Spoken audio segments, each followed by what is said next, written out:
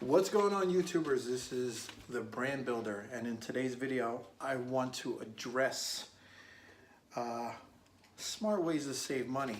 The reason why I'm making this video is because I'm getting a lot of messages and emails from people who watched my how to save $1,000 to $2,000 while living paycheck to paycheck, one of my most popular videos on YouTube, and I got this message yesterday, so I'm making this video today. A question that was asked to me, and it's kind of often frequently asked, so I felt like I need to address it. Is it okay to pay one of my bills late so that I can save money and then just make up for it later when I get paid again? My answer immediately, even though I'm not trying to tell you guys what to do, is no. And excuse me for holding the newspaper, my notes are behind that, but it's on junk mail. And the last time I tried to make this video, the information on the piece of mail that I was writing these notes on was showing in the video, so I apologize for that.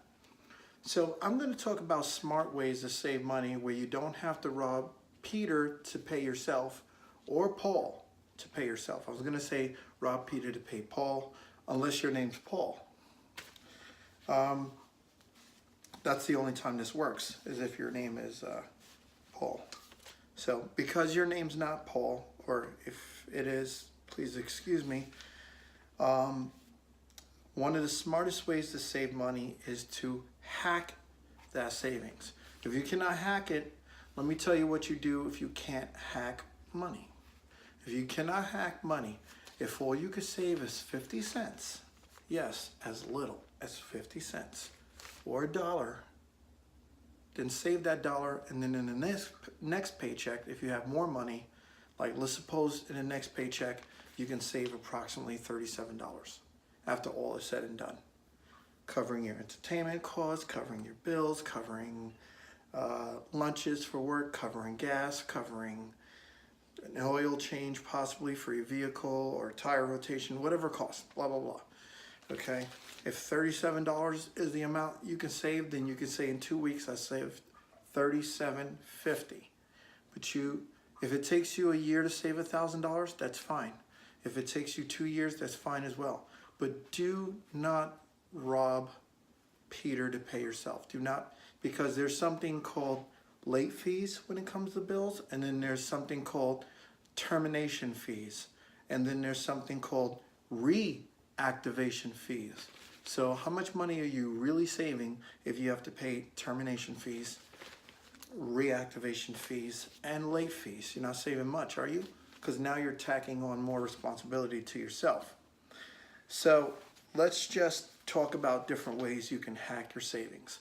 I've done this before on this channel many times, so let me address some of these hacks. Hack number one, let's see.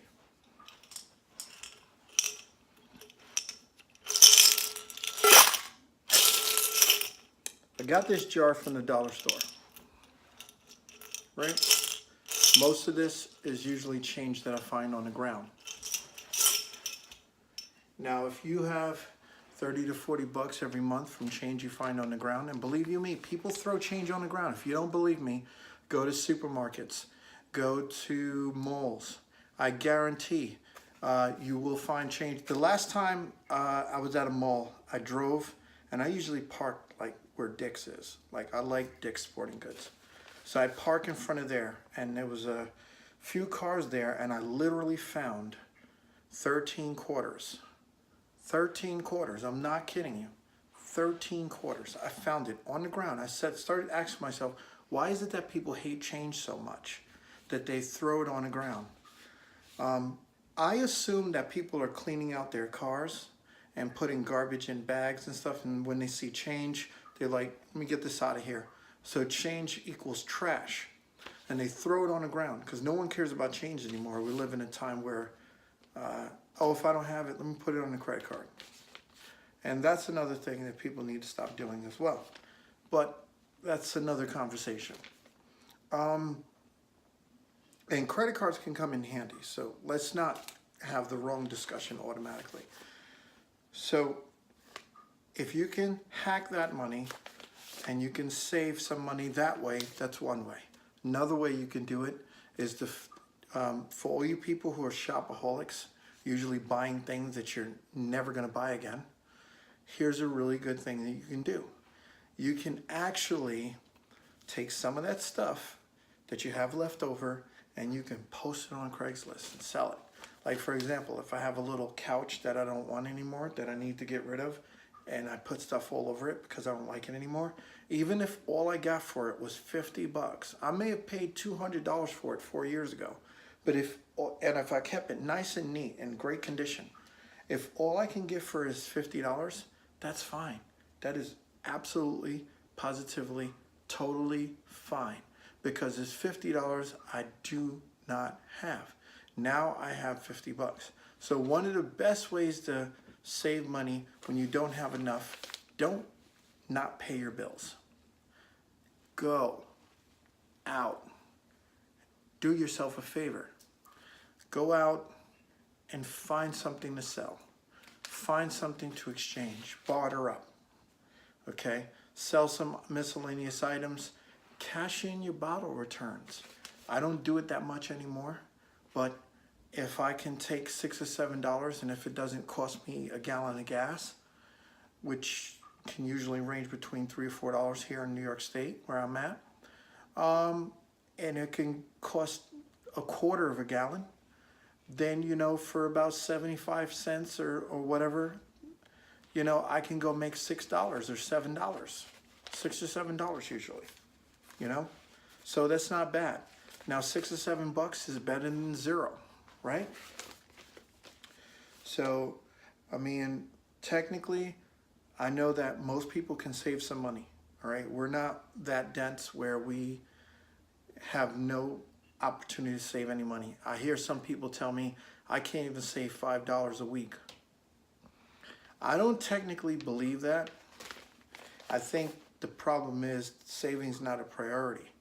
But just in case it is true, just in case it is true that you cannot save no matter what because you like living on the brink of death, or you like to fall over the hill, or be right on the edge, slipping so far, just like in those films when you see two people fighting and one person's got the other person over the hill and they're like, you know, just hanging on by dear life, and you're thinking that this guy's gonna kill the good guy or whatever because he's just leaning over the hill. That's bills versus you. Yeah, your bills are pushing you over the hill. You're barely making it, living paycheck to paycheck.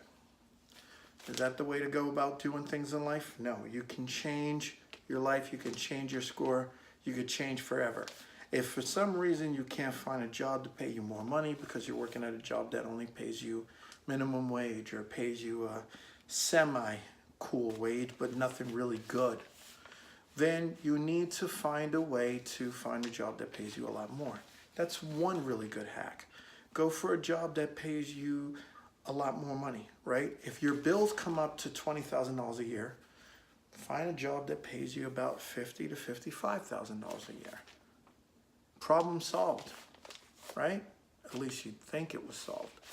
But if you can't do it that way because you really feel like you want to stay at your job, it's convenient, it's right down the block, you can do no wrong, fine. I'm not here to judge you. Hack your savings. Do not pay a bill to save money. So with that being said, I hope I helped out here. If I did not help, then I don't know what to tell you. But do your own research. I'm not anybody's mentor really like that. I'm trying to stay away from mentorships right now. I tried it in the past and it doesn't work out to my benefit, and most people don't listen anyway. So anyway, with that being said, subscribe to the channel, comment below, add to the conversation. Tell me what you guys think about this video. What should I be making videos about? All right. And here's another way I just recently saved money.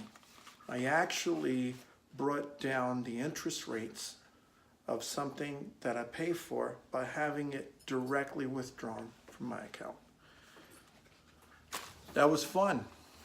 And you guys should have fun too, doing the same thing. Enjoy, have a good day. Don't forget to press the thumbs up button.